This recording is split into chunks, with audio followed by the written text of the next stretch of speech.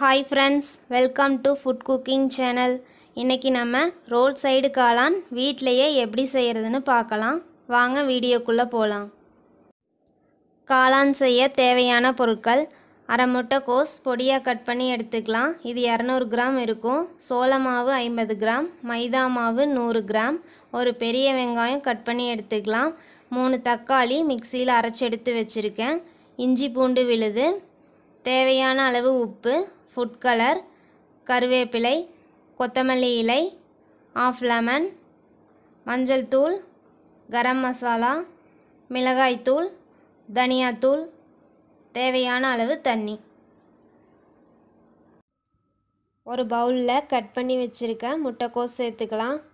இது கூட 100 கிராம் மைதா மாவு, 50 கிராம் சோள மாவு, கரம் மசாலா 1 ஸ்பூன், மிளகாய்த்தூள் 2 ஸ்பூன், உப்பு தேவையான அளவு சேர்த்துக்கலாம். இதை நல்லா மிக்ஸ் பண்ணிக்கலாம். இப்போ தேவையான அளவு தண்ணி சேர்த்து நல்லா பிசைஞ்சுக்கலாம்.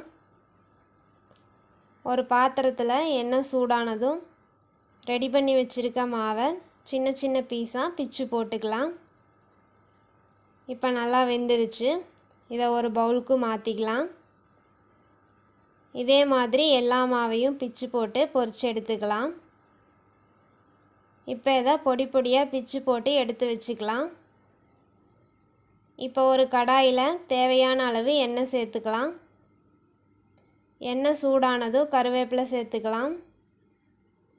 இது கூட கட் பண்ணி வச்சுருக்க வெங்காயத்தை சேர்த்துக்கலாம். வெங்காயம் ஓரளவு வதங்கிருச்சு. இப்போ இஞ்சி பூண்டு விழுது சேர்த்து ஒரு 5 நிமிஷம் நல்லா வதக்கிக்கலாம். இது கூட ஃபுட் கலர் சேர்த்துக்கலாம். நான் ரெட் கலர் சேர்த்துருக்கேன். இப்போ அரைச்சி வச்சுருக்க தக்காளியை சேர்த்துக்கலாம். ஒரு 5 நிமிஷம் கிளறி விட்டு நல்லா வதக்கிக்கலாம். இப்போ மசாலா பொருள் எல்லாம் சேர்த்துக்கலாம். மஞ்சள் தூள் அரை ஸ்பூன், தனியாத்தூள், மிளகாய்த்தூள், கரம் மசாலா, தேவையான அளவு உப்பு சேர்த்துக்கலாம். இதை நல்லா மிக்ஸ் பண்ணிக்கலாம். இப்போ 2 ஸ்பூன் சோள மாவு எடுத்துக்கலாம். இதில் தண்ணி சேர்த்து நல்லா மிக்ஸ் பண்ணிக்கலாம்.